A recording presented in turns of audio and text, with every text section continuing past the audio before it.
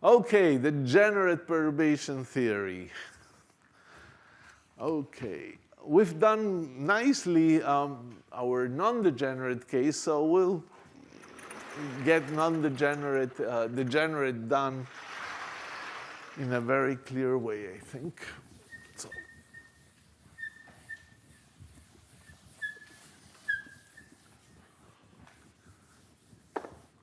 I'll go here. One more blackboard. So the first thing I want to say about degenerate perturbation theory is when it fails and why it fails and what goes wrong. So degenerate perturbation theory. All right. Perturbation.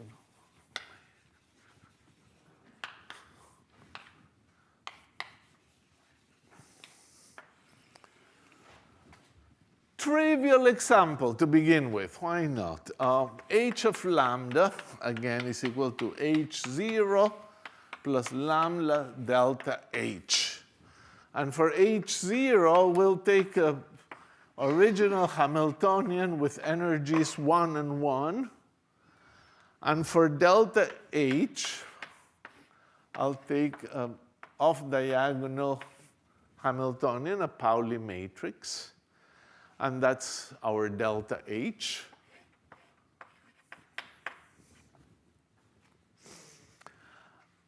And we say, OK, blindly, not worry about this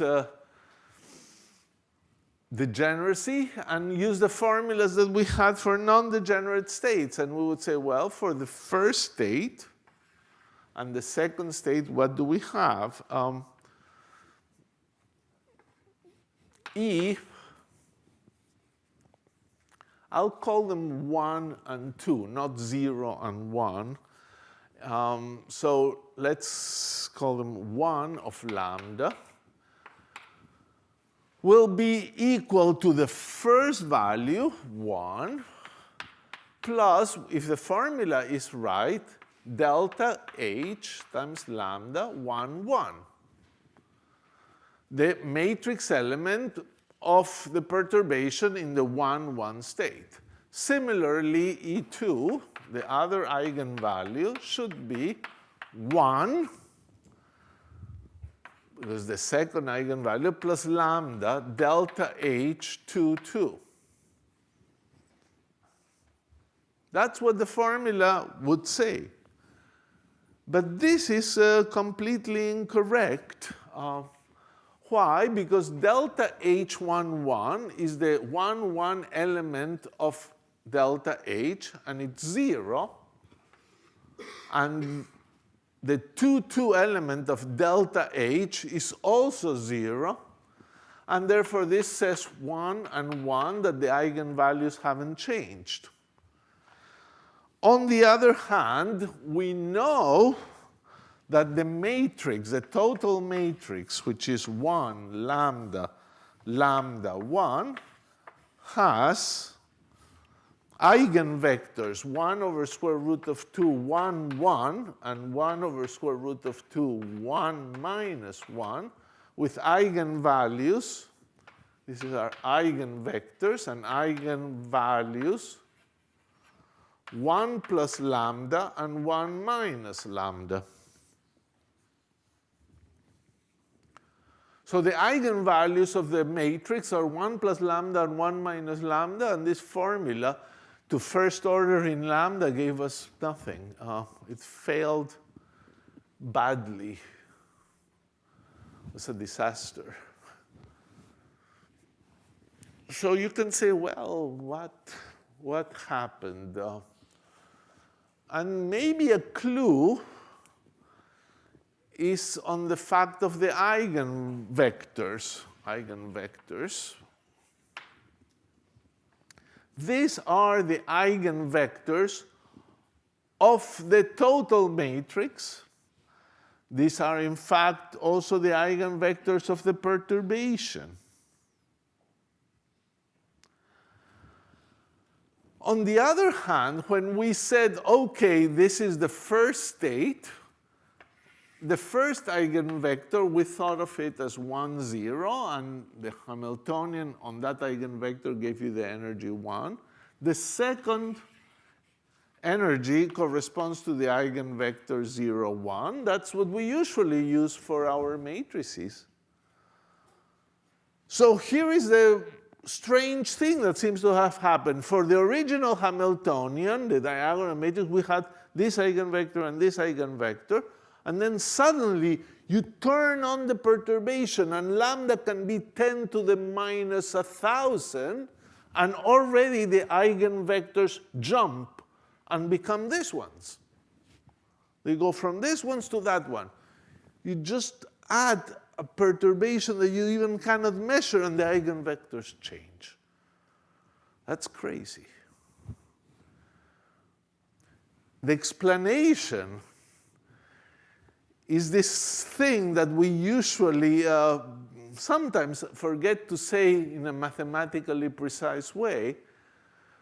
These are not the eigenvectors of the original matrix. Since the original matrix is degenerate, this is one possible choice of eigenvectors. Any linear combination of them is an eigenvector. So this space of eigenvectors of this matrix is the span of these things. So there was no reason to say, oh, these were the eigenvectors before, and now they've changed. They're this. No. Before, you don't know what are the eigenvectors. They're ambiguous. There's no way to decide who they are. This, or any linear combination. Remember, when you have a degenerate eigenstates, any superposition of them is a degenerate eigenstate. So the explanation is that in some sense, these eigenvectors of the perturbed Hamiltonian is one of the possible choices of a basis of eigenvectors for the original space. And what the perturbation does is break the degeneracy. All those equivalent eigenvectors suddenly are not all equivalent, and there's some preferred ones. So this is going to be, so the fact is that the formulas are not working right, and we have to do this again. So here's what we're going to do. We're going to set this up for a systematic analysis to get this right. So systematic analysis. Systematic. So again, we say H0 is known, and it will have an E of, say, 1, 0, and E2, 0, like that, until you encounter an En0 that happens to be equal to the next one, En plus 1, 0, and happens to be equal to the next one all the way to an En plus capital N minus 1, 0, which is then smaller than the next one, which is En plus N, and then again. So I'm saying in funny ways the fact that, yes, you had some states, and suddenly you hit a collection of capital N energy eigenvalues that are identical. They're all equal to En0. All N states have energy En0. So it is as if you have this matrix H0, and there are all kinds of numbers, and then there's a whole block where all the entries of size n by n, where all the entries are the same. So n, n plus 1, n plus 2, up to n capital N minus 1 is n entries. And they all have the same energy. And the corresponding eigenstates are going to be called n. We're going to use the label n for all of them, even though the energies are all the same. So there's just an En energy. So we have capital N states, so there will be an N1, an N2, up to an N, capital N. All those states are going to form an orthonormal basis for a space that we're going to call Vn. So the space spanned by these states, we're going to call Vn, with the n reminding you it has to do with the n states. Little n, states with energy described by the label n. So this is the degenerate subspace. This is the space of all those states that have energy En0. So I'll state that here. So it's quite important to get our notation right here. Otherwise, we don't understand what's going on. So H0,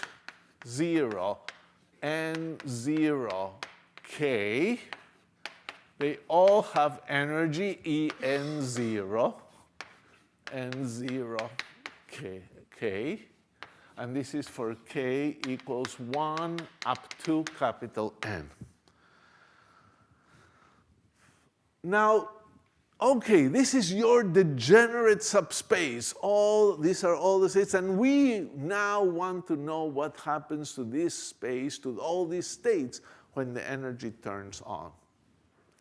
This is not just a theoretical construct. When you start asking what happens to the first excited states in the hydrogen atom, you already have 4 states there. L equal 1, L equal 0 states at n equal 2, and have degenerate states, and immediately you're stuck in this situation. So I will also use the notation that the total space,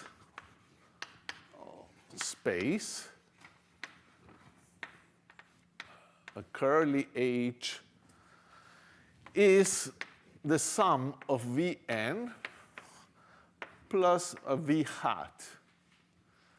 This is called a direct sum. At this point, it just doesn't matter too much. These are linearly independent subspaces, Vn and V hat. And basically, you think as V hat as all the other states. Yes, there were this degenerate subspace, and all the other states are V hat. So V hat is the span of all other states, and we'll call them P0, or what letter? Yeah, P0, with P equals some numbers. So this is a good notation. It allows you to distinguish.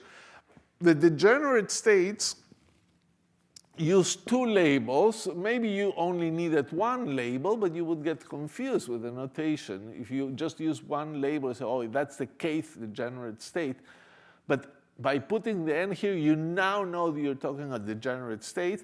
When you have a single label, you're talking about the other states in the space.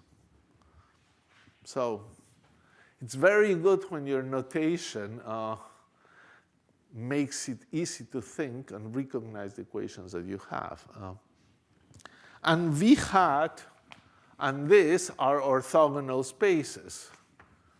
V hat is perpendicular to Vn. The inner product of any state outside the degenerate space with a state in the degenerate space is 0. Okay.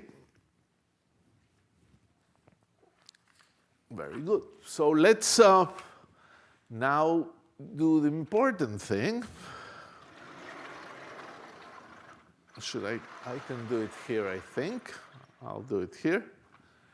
So what do we want to do? What is the question here? The question is the following.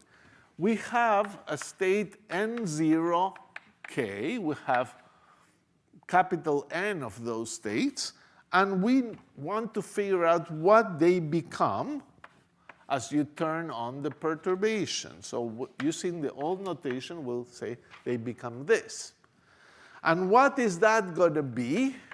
It's going to be n0k, the original state, what it was, plus order lambda, the first correction, so n1 for this kth state, plus dot, dot, dot. For the energies, we had En0. That was the energy of every state in the degenerate subspace. Now it's going to become En lambda. En lambda. But if I say En lambda, I'm already making a mistake, because I'm looking at a fixed k, and a fixed k means I chose one of these states. And any single one of the states, the energy can grow in a different way. So I should call this Enk, because we're talking about this state, will be equal to En0. Yes, they all have the same first 0th order energy, but then Enk1 plus lambda squared Enk2, and so on. So this is the fate of the kth state.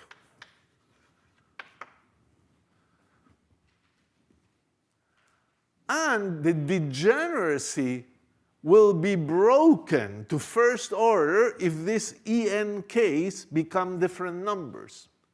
Because if they become different numbers in lambda, they're going to start splitting the states. Remember this picture we had last time of several states at one point? If the order lambda corrections are different, the states split. The degeneracy is resolved, and we can calculate things more easily. If it's not resolved to first order, it's harder. It will be all of next lecture to figure out what happens in that case. We discussed last time that the n1 correction didn't have any component along the n0 vector. We could always arrange that to happen. Here, we can arrange something similar to happen. So we will still assume, and we can check that's always possible, that the NP, the corrections to the state K at order P,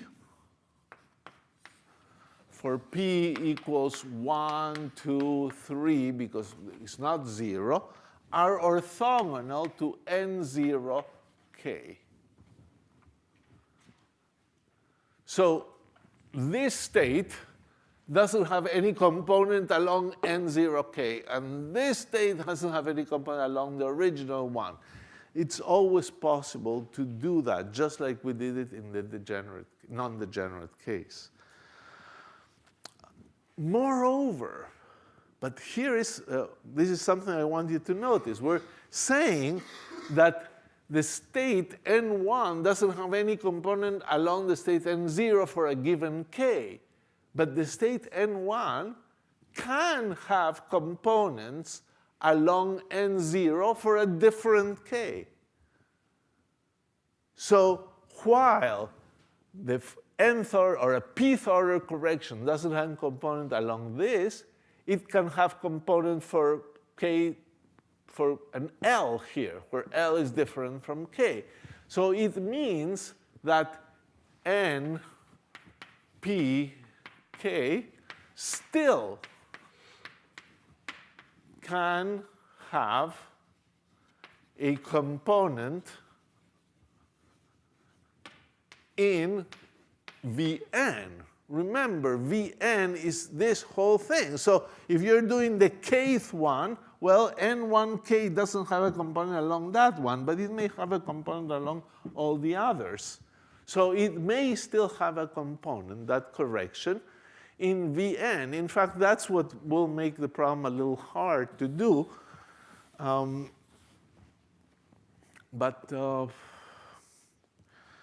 It's a good thing to try to figure out this thing. So what is the equation we want to solve? The usual equation, h of lambda on nk lambda is equal to enk of lambda nk of lambda. So we produce the general state, that's its energy for the full Hamiltonian.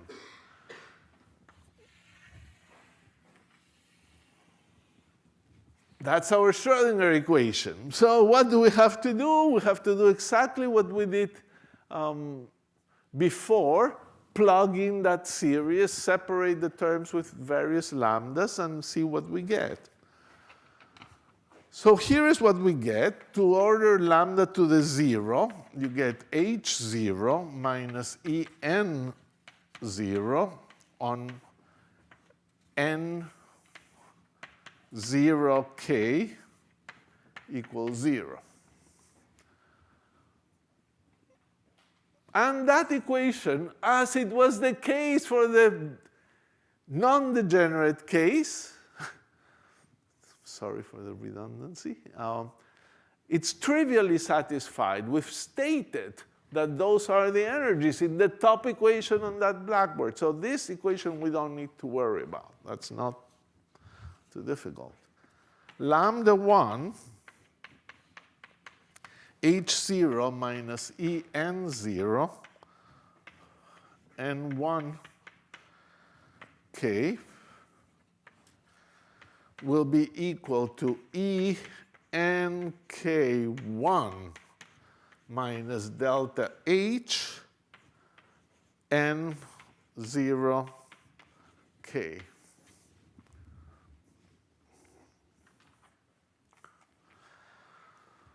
Last equation. I'm starting to get lazy to write them out, but we must. N2k is equal to enk1 minus delta h n1k plus enk2 n0k. Okay.